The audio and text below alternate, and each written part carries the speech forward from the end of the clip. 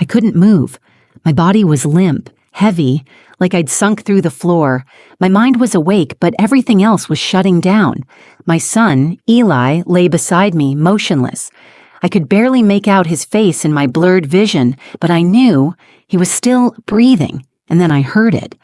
My husband, Jared, standing just a few feet away, whispered something so cold it sent a deeper chill through my bones than anything I'd ever felt. It's done. They'll both be gone soon. Gone. I wasn't supposed to hear that. I wasn't supposed to be alive to hear that. As the sound of his footsteps faded down the hallway, I fought every urge to sit up and scream. Instead, I leaned close to Eli's ear and whispered, "Don't move yet." I don't know how I stayed calm in that moment. I think it was the years I spent as a nurse, or maybe it was just the primal instinct of a mother trying to save her child. But something told me, don't panic, stay still and wait, because something was very wrong. Let me take you back just a few hours before that moment, the last time things felt somewhat normal, if you could call our life normal anymore. I'm Naomi. I'm 38 years old, a mom, and until recently, a wife. I gave up my nursing career when Eli was born to raise him full-time. He's my entire world, curious, smart, and always watching everything I do. We've been a team since day one. Jared, my husband of 12 years, used to be the funny one, charming, the kind of guy who made people feel special, even strangers. But somewhere along the way, that charm faded into silence. Then came the late nights, the secret phone calls, the strange absences with weak excuses. Still, I held on, for Eli, for the life we built, for the hope that maybe the man I married was still in there somewhere. So when Jared said he wanted to cook dinner for us, a rare thing, I thought maybe, just maybe, he was trying again, trying to be present, to connect. He said he had a special recipe he wanted to try. Steak, mashed potatoes, green beans, simple but comforting. Eli was excited. He loved when Jared made an effort, no matter how small. We sat at the table. The food smelled, okay, a little off, but I didn't say anything. Jared was watching us, smiling more than usual, almost too much. I took a few bites. Eli did too. That's when I felt the first wave, lightheadedness, the room spinning just slightly. My mouth went dry, my stomach turned. I looked at Eli. He was rubbing his eyes, blinking slowly. He whispered, "Mom, my tummy hurts." That was the moment I knew something was horribly wrong.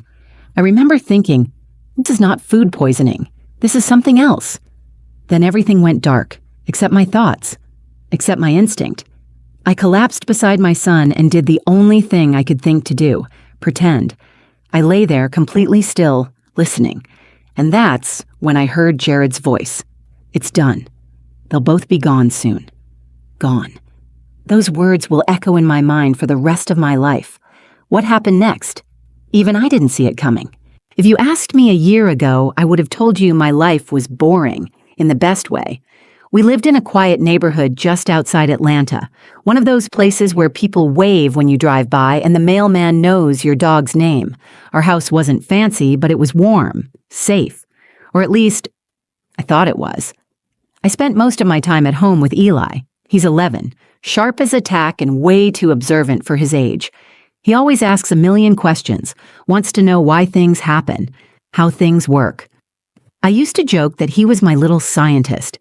He'd follow me everywhere, mimicked everything I did, how I stirred my coffee, how I folded the laundry, even the way I hummed to myself when I was thinking. Being his mom is the one thing I've never questioned. I may not have had a big career or fancy degrees like Jared, but I had Eli, and he made my life full. Jared and I met when I was 25. He was tall, quick-witted, charming. The kind of guy who made you feel like the center of the universe when he looked at you. He was working in finance, already making good money, and he had this way of taking charge in a room. Confident, but not cocky. At least not back then. We got married within a year. And at first, he really was amazing. The kind of husband everyone said I was lucky to have. He surprised me with flowers, wrote notes on sticky pads, made playlists for long drives. When Eli was born, he cried harder than I did. I remember thinking, this is the man I'll grow old with. We're going to build a beautiful life. But time changes people. Somewhere in the last 2 years, something in Jared started to shift. At first, it was little things. He stopped joining us for family movie nights. He stopped laughing at Eli's jokes. He stopped kissing me on the forehead before leaving for work. I told myself it was stress. His job was intense, long hours, demanding clients. I figured he just needed space. But then came the locked phone. The whispered calls behind closed doors, the way he'd leave the house without saying where he was going or when he'd be back. I asked questions. He got defensive, said I was being paranoid, controlling. So I stopped asking. I went quiet too. For Eli's sake, I kept things smooth on the surface. Smiles at dinner, small talk, the illusion of normal. And then, just last week, something strange happened. Jared came home early, earlier than he had in months, and for the first time in a long time. He looked relaxed. He kissed Eli on the head, looked me in the eye, and said, "I'm cooking dinner tonight." I blinked. "Since when do you cook?" He shrugged. "Just wanted to do something nice. You've been working so hard lately." It was such a small thing, but it felt huge. Suspicious, even. But at the same time, I wanted to believe him. I wanted to believe that maybe, after everything, he was trying to come back to us. So I smiled. I told him that sounded wonderful. That night, I set the table with the good plates. Eli picked out music to play while we ate. Jared was in the kitchen, humming to himself while stirring the mashed potatoes. It almost felt normal again. Almost. But in the pit of my stomach, something was off. A quiet whisper of instinct I didn't know I'd need to listen to until it was nearly too late. I remember watching Jared that night standing over the stove, stirring the mashed potatoes like it was something he did every day. But he didn't. Jared had never cooked a full meal. Not in the 12 years we were married. Not once. So yes, I was surprised. But more than anything, I was trying to convince myself this was a good sign. A fresh start. I wanted it to be. Dinner was served around 6. Eli had set the table, putting out the mismatched cloth napkins he thought were fancy. He was excited. His dad was finally doing something just for us, something normal. The food looked fine. Steak, a little overcooked, green beans with too much garlic. But it was the mashed potatoes that stuck out. They looked off. Too smooth, too shiny. I don't know how else to describe it. I took a bite. The texture was strange, too creamy, almost like glue. The taste wasn't bad, but there was a bitterness under the butter. I pushed the fork aside and reached for my water, swallowing hard. Eli took a few bites, too. I watched him. He made a face, but kept eating. Jared was watching us, saying very little, just sitting there, smiling. I remember saying, "These potatoes taste a little funny." And Jared, he laughed, said something like, "Guess I'm not as good a cook as I thought." Then he stood up and started clearing his plate, before he'd even finished eating. That's when I felt it. The dizziness started in waves, not the kind that comes from standing up too fast, but the kind that made the room tilt sideways. My fingers went numb. My throat felt dry, thick. I blinked, trying to steady myself. Across the table, Eli had gone quiet. He was rubbing his stomach, eyes wide. His little fork clattered to the plate. He looked at me and whispered, "Mom, my tummy hurts." That moment is burned into my memory, the way he looked so confused, like he knew something was wrong but didn't know how to say it. My instincts took over. I reached for him, but my arm wouldn't move right. My muscles weren't responding. My vision started to blur around the edges. I could barely keep my eyes open. And Jared, he wasn't rushing over to help. He wasn't panicked. He was just standing there at the sink, scrubbing his hands slowly, like he was washing something away. I knew. Something was terribly wrong. My heart started pounding, even as my body was failing me. I realized I couldn't speak, couldn't call for help, but my mind was clear, and one word echoed louder than everything else. Protect Eli. I looked at my son. He was slumping in his chair. So I did the only thing I could think to do. I grabbed him gently and guided him to the floor beside me as I collapsed, pretending to pass out. I pressed his small hand under mine and gave the tiniest squeeze I could manage, just enough for him to feel it. Then we lay there, still, silent. That's when Jared walked back into the room, and I heard it. It's done. They'll both be gone soon. My blood ran cold. There was no panic in his voice, no sadness, just calm finality. Like this was a task he'd completed, like we were never more than boxes on a to-do list. I fought every instinct to sit up, to scream, to run. But I stayed still. And when I heard him walk out of the room, I leaned close to my son and whispered, "Don't move yet." I didn't know how long we lay there. It could have been 30 seconds or 3 minutes. Time becomes strange when you're terrified and paralyzed. All I could hear was my own pulse hammering in my ears, and Eli's breathing. Then came the sound of Jared's footsteps retreating down the hallway, unhurried, deliberate. He paused near the door, I think. Then I heard it. Click. The front door closed. He was gone.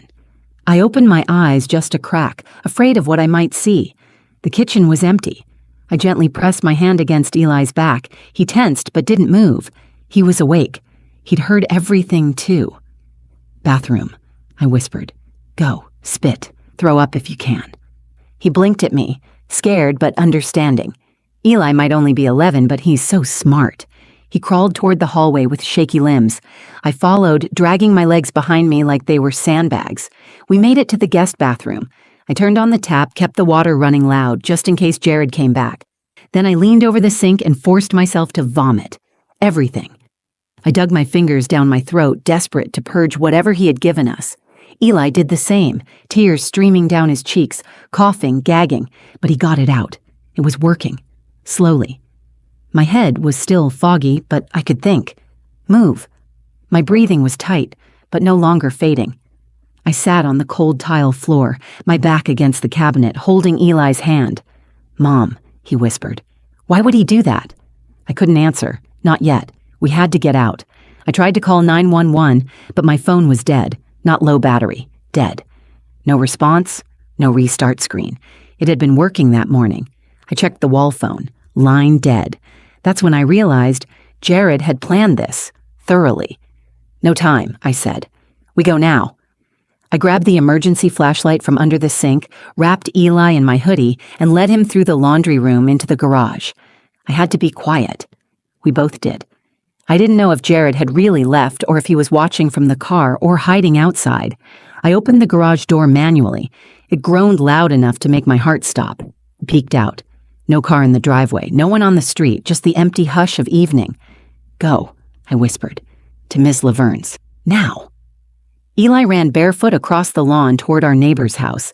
Ms. Laverne had lived there for 20 years. She was in her 70s, tough as nails, and always home. I hobbled after him, my legs still jelly, my vision swimming. By the time I reached the door, Eli was pounding on it. She opened it fast, surprised, but one look at us and she knew something was wrong. "What happened?" She gasped. "No time. Call 911, I managed to say. "He poisoned us. My husband, he tried to kill us." The look on her face changed from shock to action. She pulled us inside, locked the door, and grabbed her phone. Within 5 minutes, I could hear the sirens, and for the first time in what felt like forever, I let myself breathe. We were still alive, but this was far from over. The ambulance lights flashed against the walls like red lightning as the paramedics rushed us out of Ms. Laverne's house. Eli was trembling under the emergency blanket they'd wrapped him in, holding onto my hand like he thought I might disappear. My body was still fighting to stabilize. My vision was sharp 1 second, swimming the next, but I was conscious, alive. And so was Eli. That was all that mattered in that moment. At the hospital, they ran tests immediately. Blood work, toxicology screens, vitals. Nurses moved fast. I knew that speed. I used to move like that when I was the one wearing scrubs. The doctor came in with the results within the hour. "It was a sedative," he said, "crushed and mixed into the food. Probably benzodiazepine. Very high dosage. You were lucky you vomited it out when you did." Lucky. That's what they all kept saying. But this wasn't luck. It was deliberate. And not just what he did, but what I did. The whisper to Eli, the bathroom, the escape. That was instinct. That was survival. When the officer arrived to take my statement, I told him everything, word for word, step by step. Then I asked, "Did they find him?" The officer's jaw tightened. "He's not at the house. The car's gone. We've issued a statewide alert." I felt my stomach drop again, not from poison this time, but from the sickening possibility that he could get away with this, that he might disappear and leave us always looking over our shoulders. But then, less than 48 hours later, they caught him. At the airport, trying to board a flight to Belize with a fake passport and a second phone. He hadn't just poisoned us and run. He had planned this for weeks, maybe longer, and it wasn't until my sister Alina flew in that the final puzzle piece slid into place. We were sitting in the hospital room, Eli finally asleep in the bed next to me. Alina leaned forward with this look on her face, part disbelief, part heartbreak. "I didn't want to say anything," she whispered. "But Naomi, Jared's been cheating. I've known for 2 months." I just stared at her. She went on. "I saw him, with a woman, young, maybe 25. They were at that restaurant by Midtown. He kissed her. I followed them. They went back to a condo. I didn't tell you because I wasn't sure what to do. I thought maybe he was just having a crisis." A crisis? Number, this was never just an affair. This was an exit strategy, and it got worse. That woman? Turns out she came from a wealthy family. Her father had passed away recently. She was set to inherit a sizable fortune, but only if she married someone with no children and no prior debts. Jared then was trying to create that version of himself, free of a wife, free of a son, free to start over. The poisoning, the fake documents, the airport escape, it all made sense now. He wasn't just trying to leave us, he was trying to erase us. They charged Jared with attempted murder, felony child endangerment, and use of a controlled substance with intent to cause harm. He pled not guilty at first, until the evidence was stacked too high to climb out of. He's now serving life in prison, with no chance of parole. And me? I'm still putting the pieces back together. But the truth? I'd rather live in broken pieces than in a perfect lie.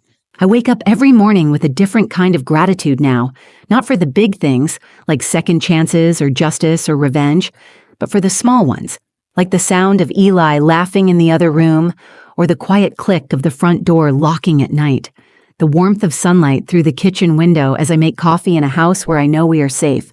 It's been 3 months since the night everything fell apart. 3 months since I collapsed on the kitchen floor next to my son. 3 months since I heard my husband, Jared, whisper that we'd be gone soon. It's surreal to say those words out loud. Even now, it doesn't feel real. But it was, and we're still here. Eli and I both made full physical recoveries. Doctors said the sedative dosage was dangerously high, meant to mimic an accidental overdose, something that could be explained away, dismissed. If we hadn't thrown it up in time, we might not be here to tell this story. That thought follows me like a shadow. Eli doesn't talk about his dad much. Sometimes I catch him staring out the window, quiet, lost in his thoughts. Other times, he'll crawl into my bed in the middle of the night just to be near me. I don't push him to talk. I let him lead. He's healing in his own way. So am I. We're living with my sister Alina for now. She's been our anchor, and despite the guilt she felt for not telling me about Jared's affair sooner, I never once blamed her. Because here's the truth. We all miss things we don't want to see. I didn't want to believe Jared was capable of hurting us. That the man I married, the father of my child, was planning our erasure like it was a business move. But he was. The motive was as cold as the act. Money, image, a future that didn't include us. He pled guilty in the end. There was too much evidence to fight. The poisoning, the fake ID, the plane ticket, the bank transfers. He's now serving life without parole. And while I can't say I found peace yet, I found something more important. Clarity. People always ask me what I learned from this, what I'd say to other women or anyone in a situation like mine. So here it is. Listen to your instincts, even when they whisper, even when they don't come with proof. We're taught to be polite, to give people the benefit of the doubt. But sometimes, doubt is the benefit. When your body tells you something is wrong, believe it. When your gut clenches without explanation, pay attention. When you feel the air shift in a room, the mood darken, the silence stretch, that's your warning. I ignored it for too long. I let fear of confrontation be louder than fear of danger. Never again. The night Jared tried to poison us, my survival didn't come from strength. It didn't come from training. It came from stillness, from listening, from not moving until the time was right. That small, quiet decision saved my life, and it saved my son. Now every day is a new chance to protect him the way I couldn't before, not just from harm, but from silence, from doubt, from believing that love means ignoring your own voice, because real love, the kind that lasts, never puts you in danger. It never makes you question your worth, and it never ever comes with poison. If you've made it this far, thank you for listening. This story wasn't easy to tell, but I hope it reaches someone who needs it, someone who's ignoring their gut, someone who's afraid to open their eyes, someone who just needed a reminder, you are not crazy, you are not alone, and your voice matters. If this story resonated with you, drop a comment below. Whether it's your thoughts, your own experience, or just a message of support, it helps more than you know. And if you think someone needs to hear this, please share the video. You never know who it might save. Like the video if you found it powerful. And don't forget to subscribe to the channel for more real stories, raw truths, and reminders that survival is strength. Until next time, stay safe, stay sharp, and never stop listening to your instincts.